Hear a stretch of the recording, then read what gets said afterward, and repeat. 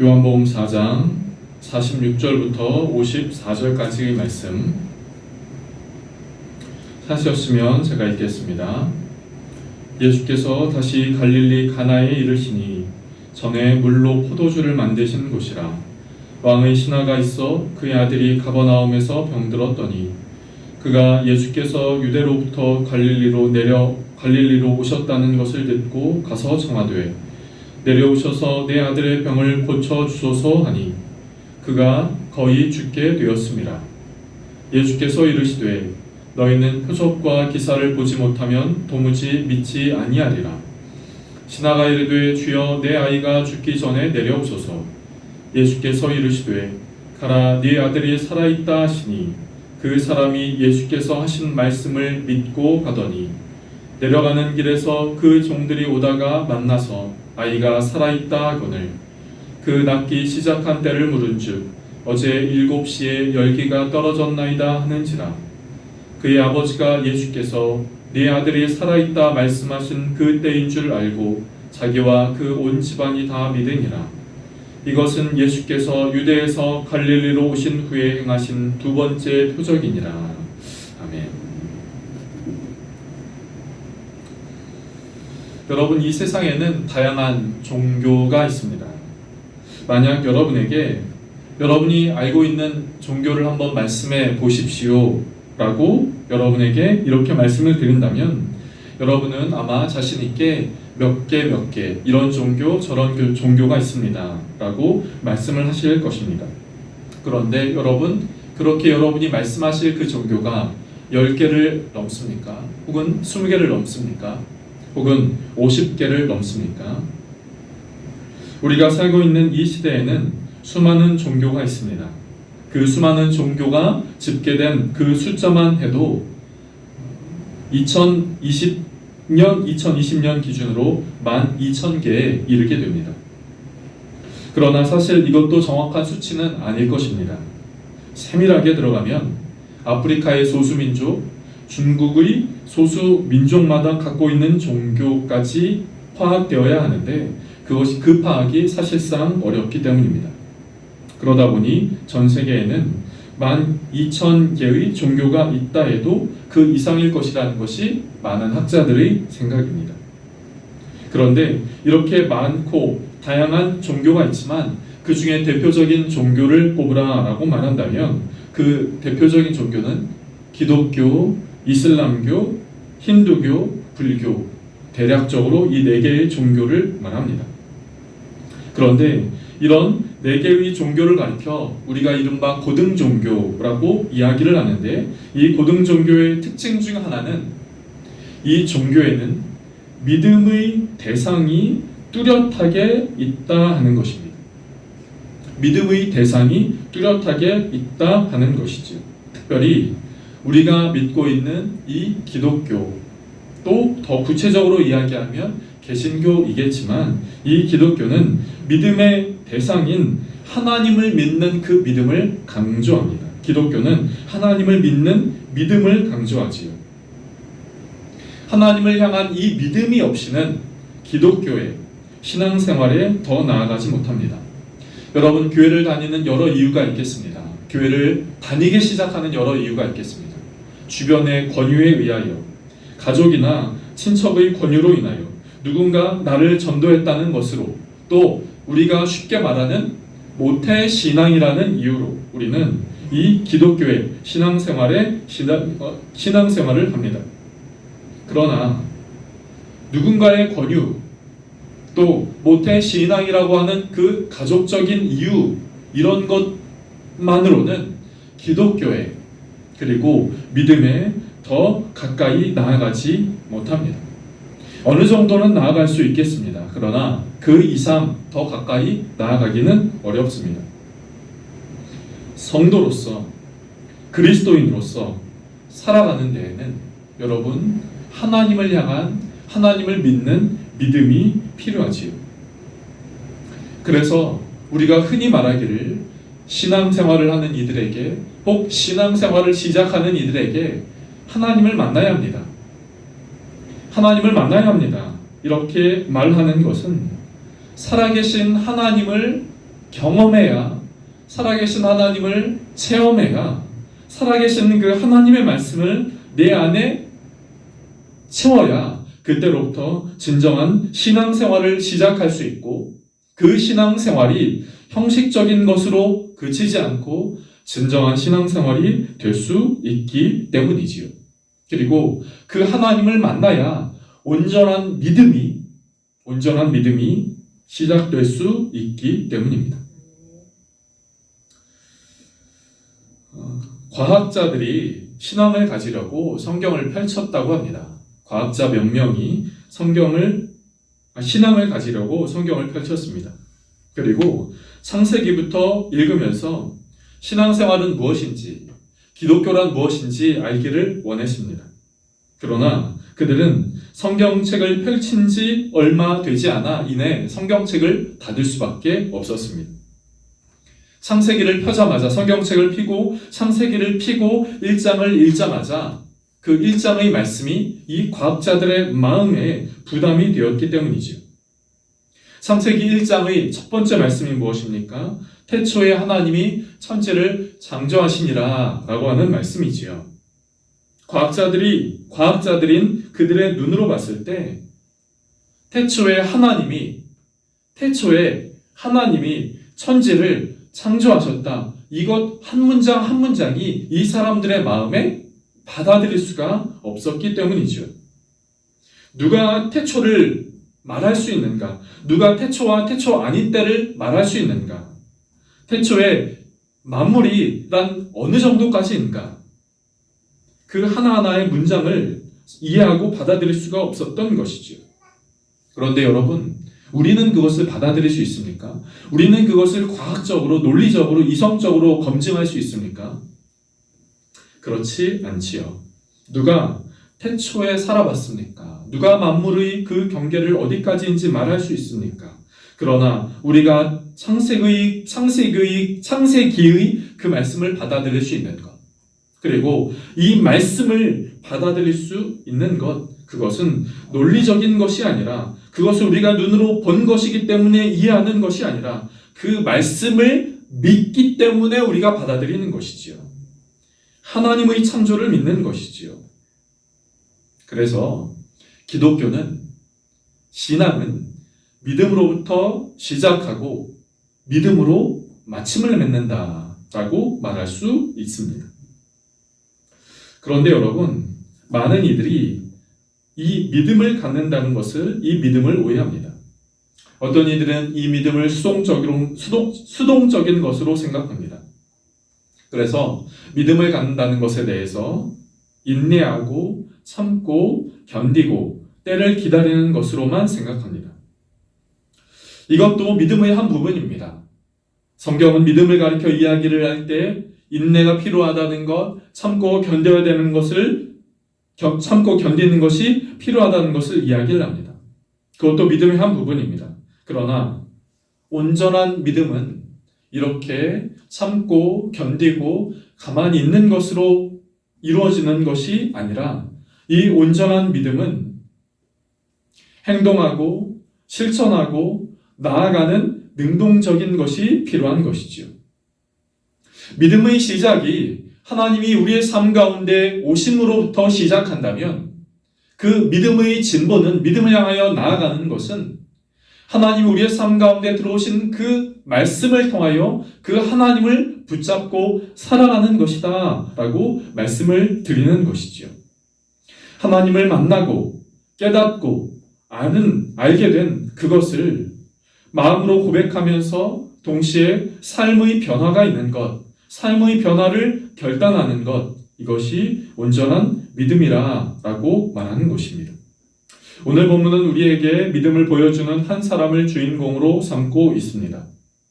이 사람을 함께 나누면서 온전한 믿음이란 무엇인가에 대하여 두 가지로 살펴보도록 하겠습니다. 이 사람이란 어떠한 사람일까요? 이 사람에 대하여 이야기를 할 때 이 사람은 유대의 관리였다라고 이야기를 합니다. 그런데 이 관리의 아들이 병들어 죽게 된 것이지요. 이 관리는 자신의 직책을 통하여 이런저런 방법을 다 써보았을 것입니다. 그러나 아들의 병은 고쳐지지 않았습니다. 그때 예수님이 이 근처로 오셨다는 이야기를 듣게 된 것이지요. 이 관리는 자신의 아들이 죽게 된 것을 예수님께 고했습니다. 그런데 이때 예수님은 너의 아들이 살아있다라고 말씀을 하시죠. 너의 아들이 살아있다라고 말씀을 하셨습니다. 여러분, 한번 생각을 해볼까요? 예수님이 지금 이 아들을 향하여 가까이 가신 것, 그리고 가셔서 이 아들에게 안수하시거나 기도하시거나 어떤 특별한 행동을 하신 것이 아닙니다. 그리고 당시 유대의 마술사처럼 어떤 특별한 눈에 보이는 이상과 그런 것들을 보이신 것도 아닙니다. 주문을 외신 것도 아닙니다. 그렇다고 이 아들의 아버지인 이 유대 관리의 마음에 평안을 얻도록 이 유대 관리의 마음, 이 아버지의 마음에 어떤 평안한 마음을 준 것도 아니었습니다. 위로의 말을 준 것도 아니었지요. 예수님은 이 관리를 향하여 이 아버지를 향하여 너의 아들이 살아있다라고만 말씀을 하셨어요. 그런데 이 아버지, 이 유대의 관리에 대하여 성경은 무엇이라고 말씀을 하고 있나요? 오늘 본문의 50절과 51절 말씀을 보면 이렇게 말씀하고 있습니다. 예수께서 이르시되 가라, 네 아들이 살아있다 하시니 그 사람이 예수께서 하신 말씀을 믿고 가더니 내려가는 길에서 그 종들이 오다가 만나서 아이가 살아있다 하거늘. 예수님은 다른 어떤 방법을 취하신 것이 아니라 그냥 이 아버지에게 너희 아들이 살아있다 라고만 말씀을 하셨습니다. 그런데 이 아이의 아버지는 그 말씀을 믿었고 또 마음으로 믿는 것으로 그치는 것이 아니라 믿고 자신의 아들에게 가더니 라고 말씀을 하고 있는 것이죠. 고침받은 아들을 향해 죽을 병에 걸린 아들이 살아있음을 믿고 그 얼굴을 보러 집으로 갔다라고 말하고 있는 것이죠. 여러분, 우리는 여기에서 온전한 믿음의 한 가지 말씀을 알 수 있습니다. 온전한 믿음이란 무엇입니까? 온전한 믿음은 마음으로 깨닫고 마음으로 결단하고 행동에 옮기는 것, 삶으로 옮겨 그에 따라 행동하는 것, 그것이 온전한 믿음이다라고 말하는 것이죠. 여기는 거의 비슷한 또래이니까 제가 영화에 대하여 이야기를 좀 하려고 합니다. 여러분, 인디아나 존스라는 영화를 혹시 아십니까? 아마 지금은 조금 좀 덜하지만 몇 년 전까지만 하더라도 성탄절이나 연말이 되면 TV에서 자주 방영해주던 영화였습니다. 인디아나 존스. 모험과 액션이 있는 영화이지요. 이 영화는 시리즈가 여러 개가 있는데 이 영화의 3편에서 주인공 인디아나 존스는 고고학자로 예수님이 최후에 마셨다라고 알려진 그 포도주를 담은 그 잔을 찾아 나섭니다. 그런데 이 잔을 찾아 나서는 그 여정이 결코 쉽지 않았습니다. 목숨을 걸어야 할 만큼 여러 가지 위험들이 따라지요. 예수님의 그 잔을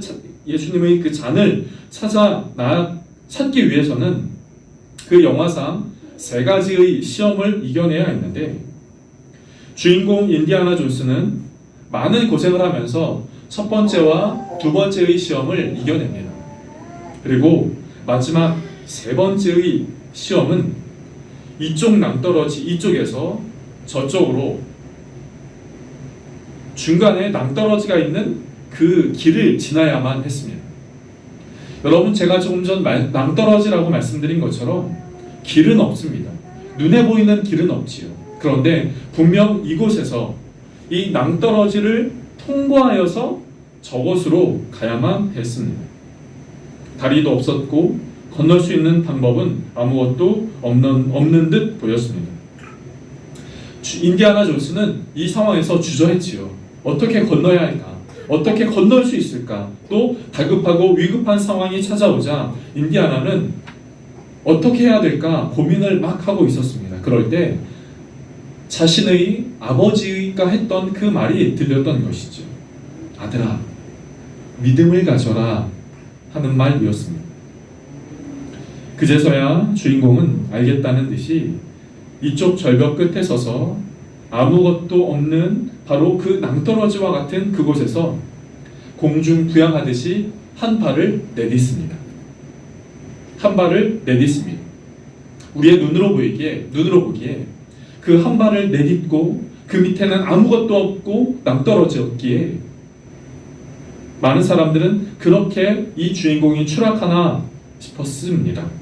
그런데 주인공이 우리의 눈에 보이지 않는 그 낭떠러지를 향하여 한 발을 내딛었을 때 보이지 않는 다리가 주인공의 내딛는 발을 받쳐주었습니다. 아무것도 없는 듯 보였던 그곳에 사실 사람의 눈으로는 보이지 않는 다리가 있었던 것이죠. 건널 수 있는 다리가 있었던 것입니다. 이 영화의 이 스토리는 우리의 믿음을 생각하게 됩니다. 믿음이란 마음속으로 깨달아지고 얻어지는 그 무엇입니다. 그런데 그 무엇으로 그치지 않고 믿음이란 우리 안에 깨달아지고 얻어지는 그 무엇인가로 그치지 않고 그것을 결단하고 행함으로 그리고 결단하고 행함으로 삶으로 연결되어야 한다는 것이죠. 그렇게 될 때 온전한 믿음이 된다는 것입니다. 사랑하는 성도 여러분, 우리는 1월 중순을 보내고 있습니다. 오늘이 1월 15일이니까 정확하게 1월 중순이지요. 작년 한 해를 마무리하시면서 또 새해를 시작하시면서 여러분 결단하시는 것이 있습니까? 하나님 앞에 믿음 안에서 우리가 결단한 것이 혹 있으세요? 그리고 여러분 그 결단한 것을 잘 지키고 계십니까?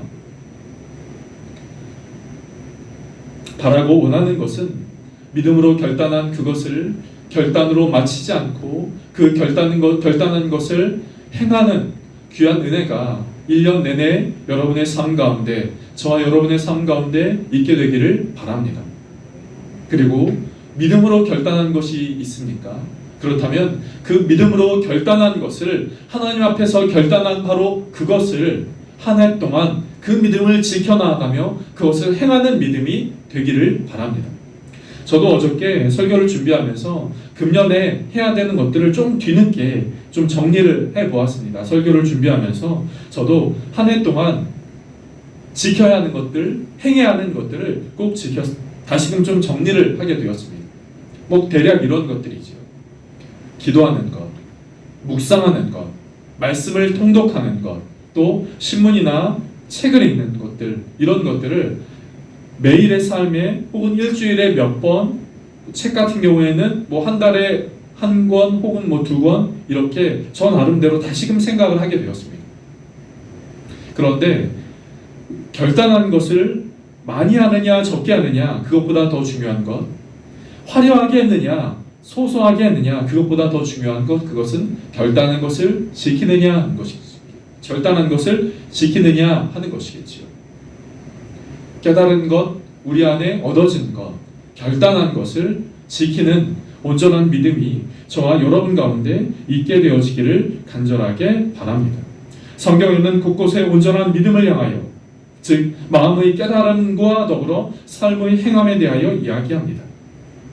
그 중에 하나가 예수님께서 한 집에 거하실 때 예수님이 많은 이들을 고치셨고 병든 이들을 고치셨다는 소문이 주변 사람들에게 널리 퍼지자 많은 사람들이 예수님을 보려고 이 예수님이 머무시는 집에 찾아왔습니다. 당연히 예수님이 거하시는 이 집에는 예수님을 보려고 찾아온 그 사람들로 북새통을 이루었지요. 그런데 그때 4명의 사람이 한 중풍병자를 상에 메고 옵니다. 스스로 걸을 수 없는 심각한 중풍병자였던 듯 4명의 사람이 이 중풍병자를 침상에 메고 오지요. 4명의 사람들이 이 중풍병자를 상에 메워 예수님 앞에 치료받고자 나아갔는데 이미 그 지역의 많은 사람들이 이 예수님을 보려고 몰려들었기 때문에 예수님을 향하여 예수님을 만날 수가 없는 상황이 되었습니다. 그때 이들이 했던 방법은 이 4명의 사람들이 예수님이 머무시는 그 집의 지붕을 뚫어서 이 중풍병자를 예수님께 내어 보였다는 것입니다.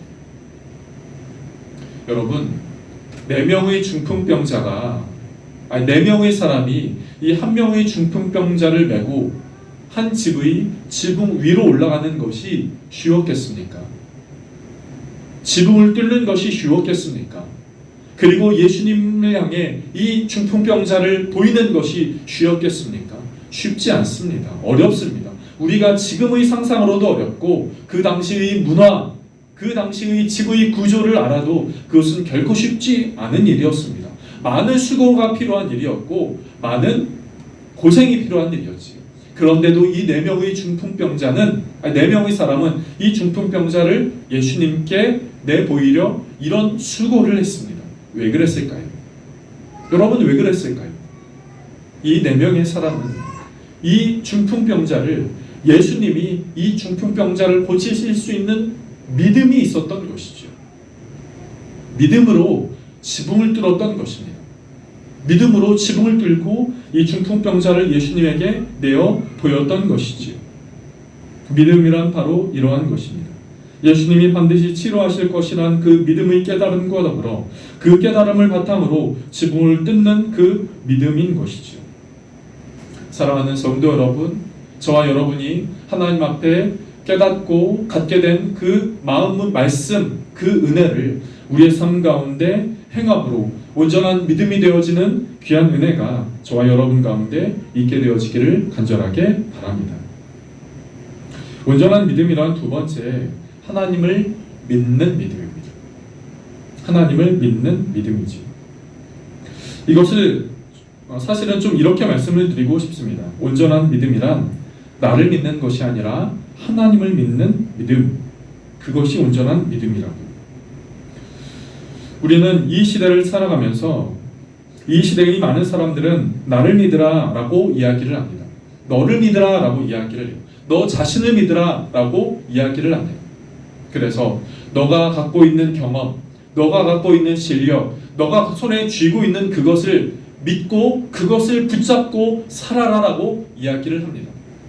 네가 경험한 것들, 네가 깨달은 것들, 네 안에 경력들, 그것을 믿고 살으라 라고 말하는 것이 바로 이 시대의 특징입니다. 그래서 여러분, 점점 교회를 멀리하고 신앙을 멀리하는 것이 교회의 실수가 있었고, 교회의 약함도 있었고, 교회의 부족함도 있었고, 목회자들이 그릇된 일탈도 있었지만, 그 또 하나는 이 시대의 바로 그러한 패러다임이 있기 때문이지요. 하나님을 믿느니 너 자신을 믿어라 라고 하는 것이 이 시대의 특징이기 때문입니다. 여러분, 기독교는 믿음의 대상이 뚜렷합니다. 기독교는 믿음의 대상이 분명합니다.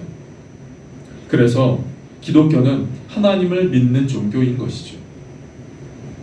그런데 중요한 것은 신앙이란 믿음이란 것은 나를 믿는 것에서 하나님을 믿는 것으로 옮기는 것이다 라고 하는 것이죠. 여러분, 믿음이란 나를 믿고 내가 가진 것을 믿고 내 경험을 믿고 내 그 어떤 것을 믿는 것이 아니라, 나를 믿는 것이 아니라 하나님을 믿는 것입니다. 우리의 믿음의 대상을 나에서 하나님에게 옮길 때 그 믿음은 온전한 믿음이 될 수 있다라고 하는 것이죠. 나를 믿는 것이 아니라 하나님을 믿는 것이라 라고 이야기를 할 때 우리가 많은 사람들이 알게 된 이야기가 있습니다. 1992년 10월에 한 그릇된 이단의 선교단체가 예수님이 재림하시고 또 사람들은 휴거된다 라고 하는 것으로 많은 한국 사회에 많은 사람들에게 혼란을 끼쳤습니다. 이들의 공통점은 10월 28일이라는 글자의 10월 28일에 예수님이 오시고 또 휴거된다 하는 것을 꿈으로 보았다 하는 것입니다. 그래서 이들은 많은 사람들의 마음을 미혹하게 했지요. 이들은 자신이 휴거되기 때문에 남편과 아내와 자녀와 가정도 직장도 미련 없이 버렸습니다. 그리고 그 당시에 이런 사회적인 문제가 이 사람들로 인하여 사회적인 문제가 있자 TV에서 뉴스에선 정식으로 이들을 향하여 10월 28일에 이들을 촬영하러 오기까지 뉴스 보도를 하러 오기까지 했습니다. 이들은 한 곳에 정해진 장소에 모여서 자신들을 향해 취재하러 온 그 취재 카메라에 이렇게 이야기를 했습니다. 여러분도 예수님 믿고 천국에서 만납시다. 이들은 그곳으로 한 모임 장소로 들어가면서 카메라에 이렇게 이야기하고 승리의 V자를 그리며 흔들기도 했습니다. 그러나 그들 중 그날 밤에 휴거가 일어나지 않았다는 것은 우리가 지금 모든 사람이 알고 있는 사실입니다. 여러분, 이때 바로 이런 사건들을 통하여 기독교 혹은 종교의 진정한 믿음, 온전한 믿음을 향하여 많은 사람들이 회의를 갖게 되었습니다. 이들이 믿는 믿음은 기도 중에 보았다는 환상은 또 이들이 기도 중에 나팔 소리를 들었다고 하는 이 소리는 과연 하나님을 향한 진정한 믿음 그리고 온전한 믿음이었는가 하는 것이지요. 이들은 하나님이 아니라 자기의 환상 속에 그릇된 자신의 믿음 속에 이들은 갇혀 있었다는 것이죠. 이들을 향한 온전한 믿음은 이들은 온전한 믿음이 아니었습니다. 바른 믿음도 아니었습니다. 그릇된 믿음인 것이지요. 하나님을 향한 믿음이 아니라 이들은 자신의 교주의 말의 믿음이었고 자신이 보았던 그 그릇된 환상을 향한 믿음이었던 것이죠. 여러분 기억하기를 원합니다. 온전한 믿음이란 내 생각이나 나 자신의 내가 갖고 있는 확신을 믿는 것이 아니라 하나님만이 우리의 믿음의 대상이 되어야 한다는 것이죠. 그럴 때 우리는 온전한 믿음의 사람이 될 수 있다 하는 것입니다. 오늘 본문에 이 유대 관리 아버지는 예수님께 나아가서 예수님의 말씀을 듣지요. 너희 아들이 살아있다. 이 말씀을 들은 아버지의 모습에 대하여 성경은 다시 한번 이렇게 말씀하고 있습니다. 50절 말씀인데요. 50절 말씀을 제가 다시 한번 읽어보겠습니다. 예수께서 이르시되 가라 네 아들이 살아있다 하시니 그 사람이 예수께서 하신 말씀을 믿고 가더니. 여러분 이 사람이 믿은 것은 무엇입니까? 자기 자신의 확신과 자기 자신입니까? 아닙니다. 이 사람이 믿은 것은 자신이 갖고 있는 그 어떠한 것이 아니라 자신의 마음을 믿는 것이 아니라 예수님의 말씀을 믿었다는 것이지요. 그 어떤 것이 아닙니다. 예수님의 말씀입니다. 온전한 믿음은 무엇입니까? 온전한 믿음은 어떻게 생기는 것입니까? 온전한 믿음은 어디를 향하는 것입니까? 여러분 그 모든 것은 예수님의 말씀으로부터 시작되고 예수님의 말씀으로 나아가는 것인 것이죠. 베드로는 예수님의 수제자입니다. 우리는 베드로가 예수님의 수제자로 알고 있지요. 그는 초대교회에서 쓰임받는 하나님의 사람이었습니다. 베드로가 처음 예수님의 제자가 되었을 때 예수님이 베드로에게 찾아오셨을 때 베드로는 하루의 일과를 마치고 그물을 씻는 중이었습니다. 이런 상황에서 예수님은 베드로에게 말씀하시기를 깊은 데로 가서 그물을 던지라 라고 말씀을 하시지요. 이제 막 작업을 마치고 그물을 씻고 있는 그 베드로에게 말입니다. 더구나 그날은 고기를 하나도 잡지 못하는 말 그대로 공치는 날이었지요. 그런데 이런 상황에서 예수님이 말씀하시니 그 예수님의 말씀 앞에 베드로는 이렇게 말씀하고 있습니다. 누가복음 5장 말씀 읽어보겠습니다. 시몬이 대답하여 이르되 선생님, 우리들이 밤이 새도록 수고하였으되 잡은 것이 없지만은 말씀에 의지하여 내가 그물을 내리리이다 하고, 베드로는 예수님의 말씀에 의지하여 하겠다고 말하고 있습니다. 누구의 말씀이요? 나의 말씀입니까? 예수님의 말씀입니다. 여러분, 저는 이렇게 말씀을 드리고 싶습니다. 여러분, 누구의 말씀에 따라 살고 계십니까? 누구의 말씀에 따라 결정하고 계십니까?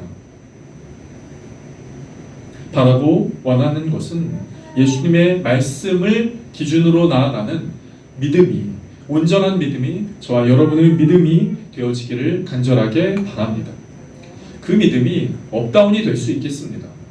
사람이 있기에, 감정이 있기에, 감성이 있기에 그 믿음은 업다운이 될 수 있습니다. 그러나 업다운이 될 때 그 업다운을 잡아주는 것이 말씀이요, 그 말씀을 붙들고 있을 때 그 믿음은 업다운이 심하여서 있는 것이 아니라 신실한 믿음으로 바뀌어지게 되는 것이죠. 오늘 말씀을 저는 이렇게 정리하고 싶습니다. 사랑하는 성도 여러분, 저와 여러분의 그 믿음이 온전한 믿음이 되어지기를 원합니다. 교회만 출입하는 것이 아니라, 교회 와서 교회 생활을 하는 것으로 그치는 것이 아니라, 모태 신앙인으로만 고백하는 것이 아니라, 우리의 믿음이 예수님이 말씀하신 성경에서 말을 하고 있는 온전한 믿음을 향하여 나아가는 귀한 은혜가 저와 여러분 가운데 있게 되어지기를 원합니다. 그 온전한 믿음으로 한 해의 삶을 살아가는 귀한 은혜가 저와 여러분 가운데 있게 되기를 주님의 이름으로 축복합니다. 기도하겠습니다. 좋으신 하나님, 우리를 자녀 삼아주시고 하나님의 구원 백성 삼아주시니 감사합니다. 하나님, 우리를 그렇게 살려주신 그 하나님의 은혜에 감사하며 우리의 삶 가운데 허락하여 주신 그 은혜에 반응하며 믿음의 삶을 살아갈 수 있도록 인도하여 주시옵소서. 주님, 우리 안에 하나님을 향한 감사가 있지만, 하나님의 은혜에 대한 고백이 있지만, 주님, 그 고백과 감사로가 마음의 깨달음으로만 그치지 않게 하시고, 주님, 우리의 신앙생활과 우리의 믿음 생활과 우리의 일상생활의 삶 가운데 그 믿음을 실천하며 나아가는 온전한 믿음이 되게 하여 주시옵소서. 하나님, 새해가 시작된 지 얼마 되지 않았습니다. 주님, 작년 한 해를 마무리하면서 우리 안에 결단하고 적용한 것들, 새해를 시작하면서 우리 안에 결단하고 적용한 것들을 주님 다시 한번 되돌아보며 그 결단하고 적용한 것들을 향하여 나아가는 은혜가 우리의 삶 가운데 있게 하여 주시옵소서. 주님, 우리가 온전한 믿음의 사람 되게 하여 주시옵소서. 감사하고 예수님의 이름으로 기도드립니다. 아멘.